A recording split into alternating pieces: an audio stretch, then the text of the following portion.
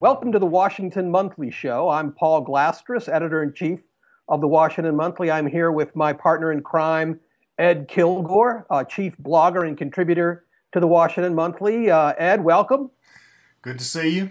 I hope the weather is dry, but not too dry there on the West Coast, and that there's no one throwing around any matches.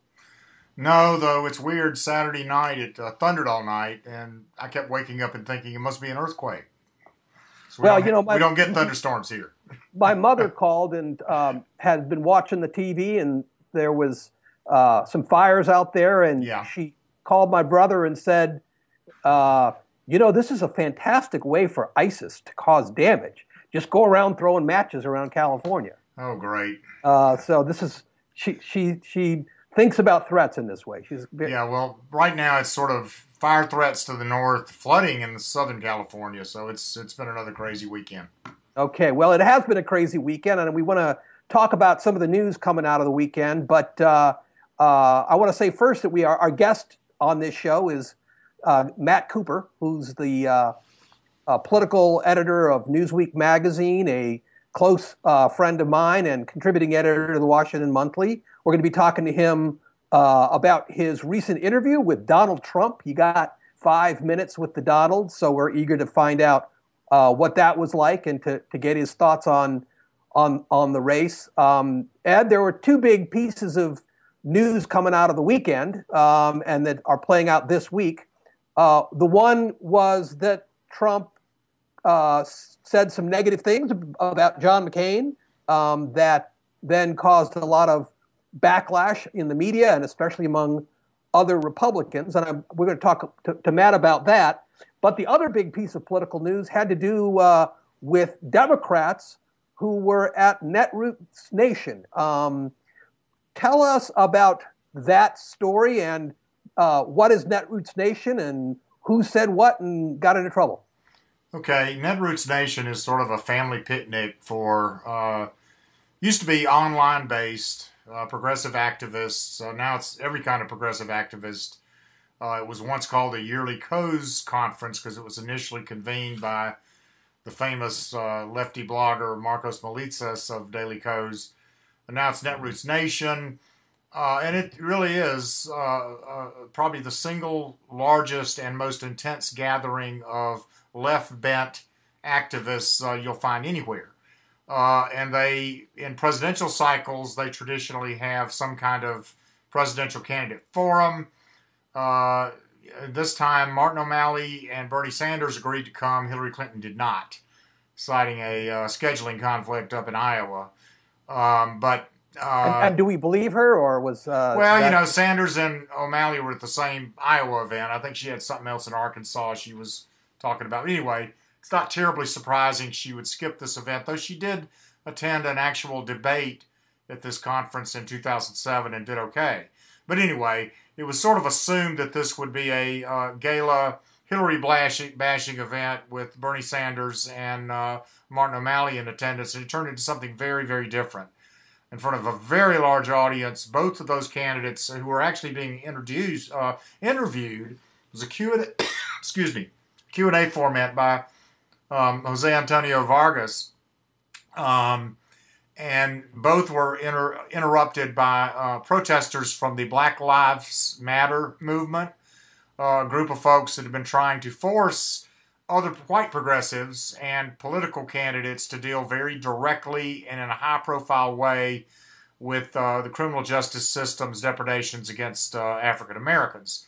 Well, and I can imagine that had was problematic for both Martin O'Malley and Bernie Sanders. Absolutely. Martin O'Malley, fairly or unfairly, has been blamed for the policies that he put forth on policing in Baltimore back when he was mayor of Baltimore a decade ago, and the police brutality and protests that arose from that in Baltimore recently. And Bernie Sanders, his problem on race is what? Well, it's partly a problem, partly just a concern. He's from Vermont, a very white state. He's never really had any experience in appealing to African American or minority audiences. There's also a long history of sort of lefty primary contenders for president who do just great with white progressives but can't carry the minority vote.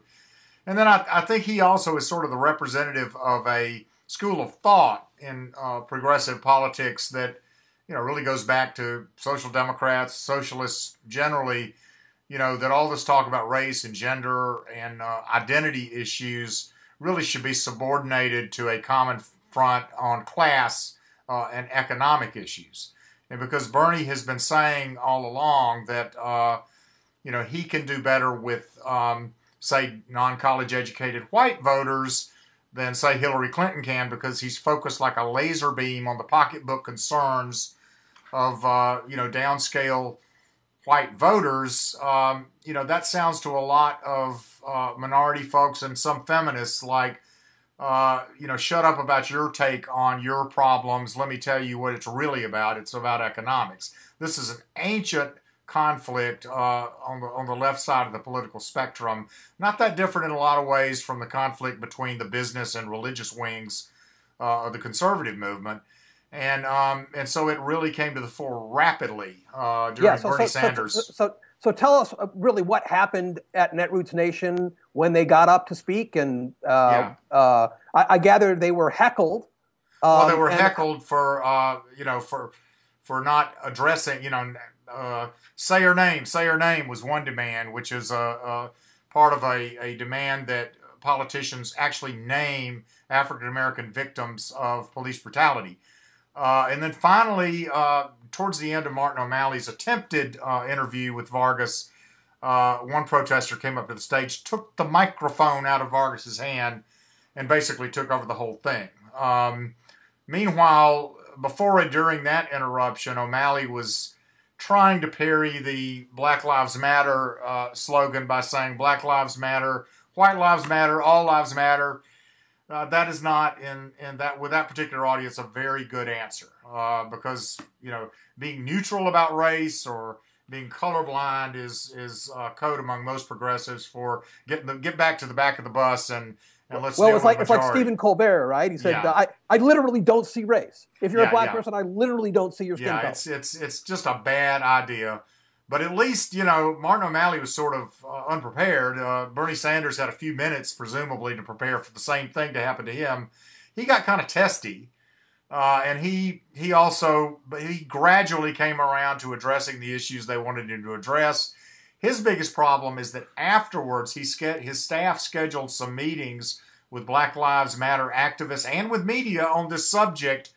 He canceled them all and sent his campaign manager instead, which was a pretty big insult. And then there was even some follow-up, back and forth on Twitter. Bernie Sanders defenders were citing his civil rights record, which actually is quite abundant. And a black comedian came up with a hashtag of Bernie so black, which sort of mocked the idea that, Bernie Sanders is going to tell black people what they need, which was the original problem. So it's kind of a big mess. And what began as a, gala Hillary bashing event, as I said earlier, probably turned out to be a big net positive for Hillary Clinton because she wasn't there. And now she has a little bit of time to think about how she would and probably will have to respond to a similar challenge in the future. But she's not going to be challenged the way either of those guys are. Probably not. Certainly on the gender issue, and she and Bill Clinton have a pretty good following among African Americans over the years of their policies. So let me just say, for the record, I sort of think I'm sympathetic to the socialists on this one. This is where my radicalism comes out. I do think the progressive base in the Democratic Party and MSNBC and all talk about race and gender way more than they do about class, and that there's something to the argument that the more that Democrats talk about race and gender, the less they're focused on where the real oppression is, which is the jackboot of capitalism on the throat of the average person. And there is something to that. And that Yeah, but again, you have to be very deft about it, because again, if it what traditionally what has happened in a lot of cases is that progressive politicians will tell really anybody in the party that has inconvenient or controversial views, will shut up. We need to appeal to the median voter out there. We'll take care of you down the road. And there is a long history of African Americans in the Democratic Party being asked to vote loyally for a party that's not particularly representing them with elected offices, doing a lot better lately, or that basically says, pipe down, don't upset the swing voters, and a lot of broken promises over the years. So I think in this day and age, particularly with all of the publicity about the Obama coalition being the new base of the Democratic Party, it's not white working class voters anymore. That's really more part of the Republican base. I think certainly anyone who wants to be the Democratic presidential nominee has to expect this sort of thing and know how to deal with it. Yeah, and that's precisely what these two candidates didn't show they could do at Netroots Nation. Okay, well, I do agree with that, but I want to bring on our guest, Matt Cooper of Newsweek magazine, who I want to ask. Matt, are you there? I think so. Excellent. We can hear you. Good. So, Matt Cooper, I want to bring on talk about the second big piece of news that has come out of the weekend, and that was Donald Trump and his statements having to do with John McCain. Just prior to that, though, I think you had an interview with Donald Trump. Tell us about that, and tell us how it is you got Donald Trump on the phone. Well, I don't think it's a huge accomplishment these days. He seems to be fairly available. But I had written a piece that came out a couple of days after his announcement in mid-June, in which I said, at the time I think it was a little prescient, but it's now kind of conventional wisdom. I said, I think he's going to be a serious candidate. There's a market niche in the Republican Party for someone who's very tough on trade and pro-entitlements. Trump is not for cutting entitlements one bit. Virtually all the candidates are falling over themselves to do that. And I noted in the piece that a lot, as has been remarked by Ed and many others over the years, that a lot of white working class voters have migrated into the GOP, and they're tougher on trade than the average voter, although even the average Republican voter is pretty tough on trade these days, and that was pretty good niche in a party where everyone wants to cut entitlements and have more trade agreements for the most part. So I wrote that, and I kind of took him seriously, or at least his ideas, as much as you can, and I got enough from his office saying, Mr. Trump very much enjoyed my piece, which I think is always disturbing when you get from anyone you're writing about. Well, there's a term in that in journalism, Matt, right? There's called a beat sweetener. Oh, yeah. I did not write it with that intention. I wrote it. I wrote it more with because I didn't really think there was a beat to be had here. This was before. Yeah, this was really before he was. Anyway, I'm an editor who dives in from time to time, but I thought at the time everyone was saying, "Oh, this is a joke. He's an idiot. He's a joke. Nothing's going to happen. Why are you even covering it?" And so I really thought, having seen any number of unusual things happen in covering politics in my life, people who were otherwise dismissed, like Pat Buchanan, and then became important, I thought he was worth covering. So I got the note from Trump's office, and I asked to talk to him, and then, after much running around, he called me and said, "I've only got a few minutes, but let's talk." And so I asked him about trade and entitlements and unions. It was very interesting. He talked about his good relationship with unions. New York's all unionized, he said. He's had a good relationship with the building trades. Again, with the white working class, right? Yeah, exactly. I mean, taking on public employee unions is certainly the closest you can come to stroking an erogenous zone in the Republican Party. And here's Trump, who doesn't even mention public employee unions and actually kind of boasts about his relationship with construction trades and, to a lesser degree, hotel and restaurant. So, we had an interesting talk.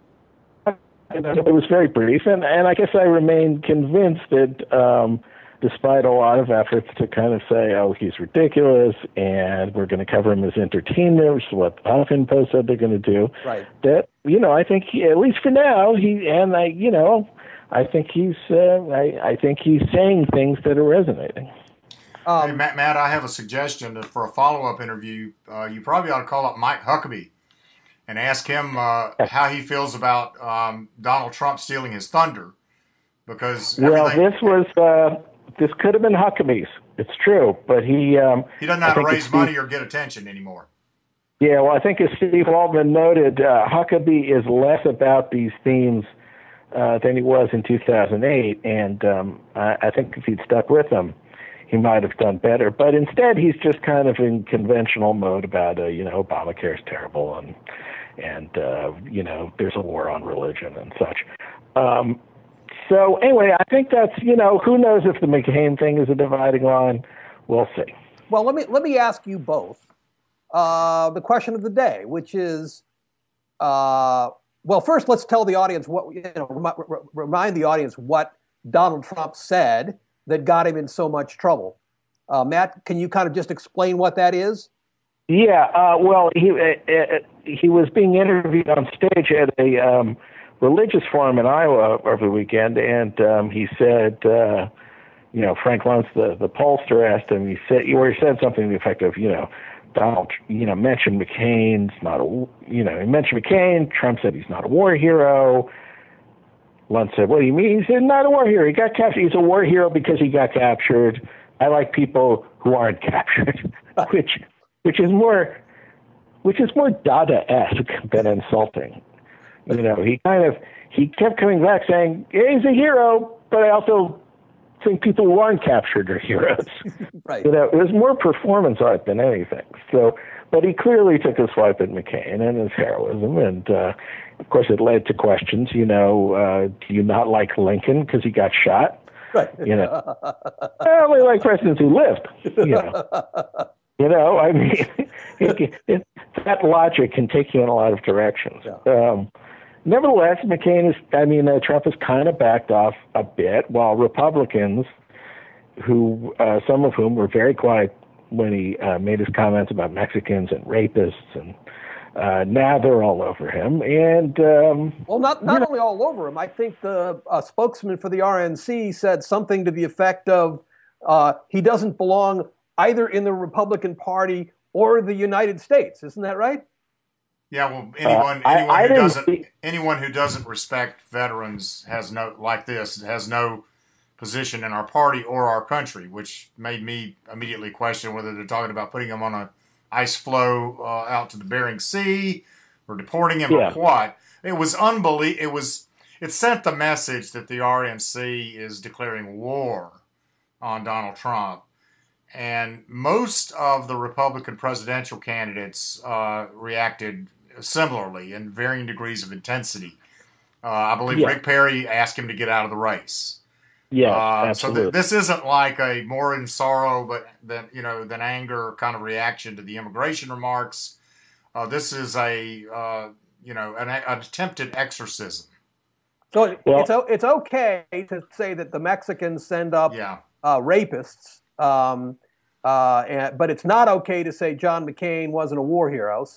Right. And now I wrote a piece over the weekend saying that if they really want to put a stake in his heart, they should note that his tariff position is a tax hike position, right? He wants to put 25-30% tax on TVs and everything else coming from overseas. So, really that is the stake in the heart that's the clove of garlic. Well, then that's I think the question then, Matt, is whether, there's been a lot of back and forth today about whether Trump's voters even care about insulting John McCain. I think actually he's committed the sin against the Holy Ghost, but maybe I'm wrong.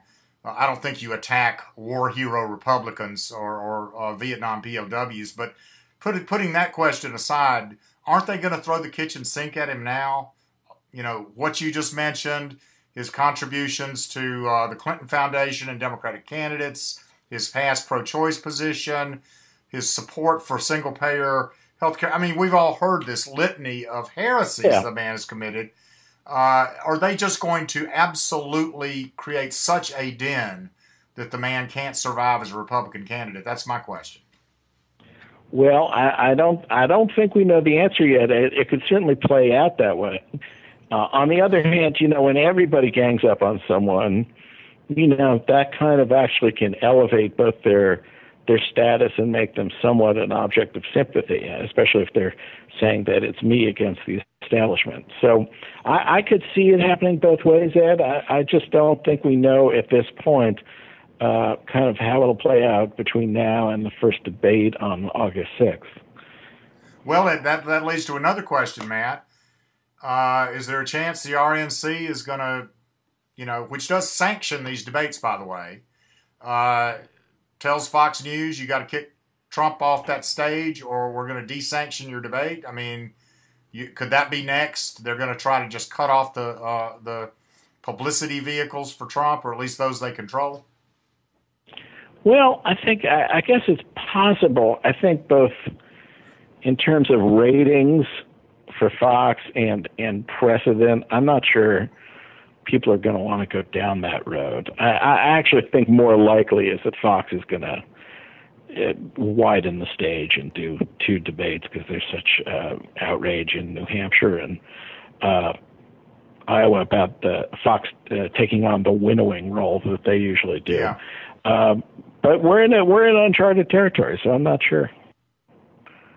Yeah, I don't know why they can't have just two debates and divide them randomly and let Donald Trump and James Gilmore share the same stage. Well, go ahead. Yeah, I mean it's hard practically, and they've already invited whoever doesn't make the first cut to like a lousy daytime show during the week. We'll see. I don't know. We're in a weird place. Yeah, I think they've already mortally offended Iowans and New Hampshireites by robbing them of a couple of months of exclusive focus by the candidates who've been instead frantically been trying to get their national poll numbers up. So I'm not sure if they caved at this late date who they'd be pleasing. And there are some Republicans that'll probably be happy to winnow the field. They just wish that Donald Trump would be among the winnowees. Well, let me ask Matt. Why do you say that? What do I say? Which part? Why do you say you wished he was winnowed? I didn't say I did. I said I think a lot of Republicans would be perfectly happy. Okay. Sorry, I missed that. I mean, all along, you've been hearing Republicans, particularly these shadowy insiders who are always giving blind quotes to Politico, saying that they really want Carly Fiorina on that stage. So it's not all men attacking Hillary Clinton, and they want Donald Trump off. Until this weekend, everybody was sort of saying, well, there's no way to keep Trump off now. His numbers are too high. So I think there could be either through RNC putting pressure on Fox or even hoping that his numbers fall, some hope that maybe they can keep him off the stage. But I don't know how they're going to do it. Yeah, I don't know. Well, let me ask Matt a question, and Ed, actually, I'm going to ask you this question too, and that is, let's say this thing plays out badly for Donald Trump. Either he's kicked off the debate, or his poll numbers decline enough that he's less of a threat to the Republicans. He's no longer the front runner anyway, or that the bashing of Trump by the other candidates in the party just continues. Aren't they worried that he just takes his marbles and walks into a third party and brings with him all those trade union, white working class, anti-free trade, pro-Social Security Republicans that we were just talking about? I mean, isn't he more damaging to the Republicans on the outside than on the inside? I would think so. I mean, look, it's hard to imagine Donald Trump, I mean, he's kind of signaled he's not going to stay in this race just to stay in it, right? He's kind of said, I'll see how I do in Iowa and New Hampshire. I mean, he's pretty upfront about that. So if he gets out early, it's equally hard to see him saying, well, I'm going to endorse the Republican nominee and go back to my business. Right? I mean, it's hard for me to imagine he won't run as a third party unless it's just too prohibitively expensive. And that's definitely more a problem for Republicans than Democrats. Now, Ed, are you in agreement with this? Is this? Oh yeah. Is this I think that's the big threat. Now, it is prohibitively expensive to run a viable third party candidacy. But not if you won't. If you're worth $10 billion. Well, that's what he says he is. We'll see about that. But I think the real dilemma for Republicans is, in a close race, that could be important. Again, these white working class voters that we all obsess about have increasingly become part of the Republican base. It's more important for Republicans to carry them than it is for Democrats. It'd be nice if Democrats could carry them, but it's really essential for Republicans to get, in the neighborhood of 60% or more. So the problem they've got is that if they're attacking Donald Trump if they wind up attacking Donald Trump for these heresies on entitlements and trade, and then have to attack him as a third-party candidate on the same grounds, they're reinforcing to their own base the choice they've made between big business and their own voting base, and that could be problematic beyond the votes that Donald Trump gets in a general election. I think it's a very perilous situation for the Republicans. Well, how about if Bernie Sanders doesn't last too long in the Democratic race, he and Donald Trump come together and they have a third party to him. Yeah, well, we can only hope. I think they might have some disagreements on immigration policy, but we'll have a few on immigration. I mean, I think there are interesting parallels between them, and they're not the obvious ones like trade. I think they're both the most secular candidates in the race. I don't think Trump definitely never mentions God, and Bernie certainly doesn't mention God. That does lead me to something that I have to ask you about, Matt. Trump's comments. Sure.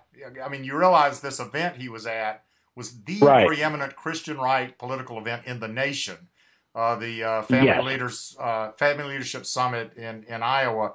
So, what did you think about Trump's comments about his faith there? Did you read? Yeah, tell the audience what it is that Trump said about his faith. I didn't see the full remarks. I saw excerpts, but he said he was asked if he'd ever sought God's forgiveness. And he said, no, he doesn't think so. When he does something bad, he just tries to do better. And he said something very glib about communion, about the little cracker and the wine. I think it's important, Ed, to get what in fact did he say? He said, about communion? Yeah. Well, I didn't see the full context. He's Presbyterian, so I don't think he would take communion, but he seemed to refer to it as if it was something he had taken. So, he said, I want to drink the wine and eat the little cracker, which... Would you do that in the Presbyterian faith? Once a quarter, more than likely. I'm not a Presbyterian, but I know about them. Probably once a quarter. And I thought that was Lutherans and Anglicans, but that shows Lutherans and Anglicans typically take communion weekly now. But anyway, the point is a lot of Catholics will hear the communion wafer referred to as the little cracker and not be very happy. Well, in fact, most Presbyterians do eat a little bitty cracker. It's a tiny morsel, a nugget of unleavened bread is how they take communion. But here he is in front of the most religious audience in the party, the party of conservative evangelicals, and he's so glib about it. And that's charming to people. We say we don't want our candidates to pander, and this was a case of not even. I think this audience supporting the courtesy. I mean, it's a certain brashness. It's not admirable, certainly, but it is different. Well, this particular audience expects to be pandered to. Let me assure you. No. I know they do, and I've been before it and ones like it. It's just it just shows you what he's doing is so kind of. I keep coming back to performance art. It really has less to do with campaigning as we know it. I do encourage people to watch that whole tape of his appearance because the transcripts are a little spotty. It is performance art. You're exactly right. So I think we should kind of wrap this up, guys, by talking a little bit about what do we know about this group that Donald Trump on the right and Bernie Sanders on the left are actually going after? And do we know who really the Bernie Sanders voters are and who the Donald Trump voters are? And are there enough of them to really mount a challenge to anybody? Well, I'll take the first crack. I mean, I think Bernie's, even before this thing at Netroots, I mean, he didn't seem to be attracting virtually any black votes. And you just can't be the Democratic nominee without, digging into minority votes. And so he's kind of naturally limited by it. And I think he has a tough time getting beyond a very progressive base and a very white base. He's got a different profile than the Bill Bradley and Paul Tsongases, who are bigger among more affluent voters. But it's not the profile of a nominee yet. And Ed, is that you share that opinion? Yeah, I mean, the bigger context here for Democrats is that, there's a lot of nervousness that anybody not named Barack Obama can get the kind of turnout numbers and the preference percentages that he received twice among minority voters. Without that, you got to make it up somewhere else.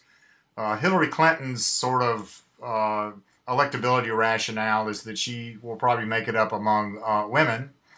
And Bernie Sanders is that I'll make it up among these non-college educated white voters who people think of, again, as part of the Democratic base, even though they haven't objectively been for quite some time. We did a whole symposium on this at the Washington Monthly, as you know, Paul, pretty recently. And I think there was a consensus that there is an element of this constituency, particularly younger non-college educated white voters, that's entirely reachable by Democrats. And there's some evidence that they do sort of vibrate to this sort of Elizabeth Warren, Bernie Sanders, us versus them rhetoric. But it's still highly experimental. And ultimately, Bernie Sanders is going to have to show that he can, attract these voters in a way that no other Democrat can, just as he's going to have to show that he has some appeal to minority voters. Unfortunately, he won't have a chance to do that until after New Hampshire because there just aren't any in Iowa and New Hampshire. Right. Well, another reason why it was always a mistake to pick Iowa and New Hampshire as our starting two. Ed Kilgore, a blogger for Washington Monthly and contributor. Matt Cooper, political editor of Newsweek, contributing editor of the Washington Monthly. I want to thank you both for the show today and appreciate you, Matt. Matt, I hope you'll come back and join us when you get an interview with Jim Gilmore. I'd be honored. I'm picking on Jim Gilmore here. And Ed, we'll talk to you next week. Oh, yeah. Thanks. All right. Thank you, folks. Take care. Thanks.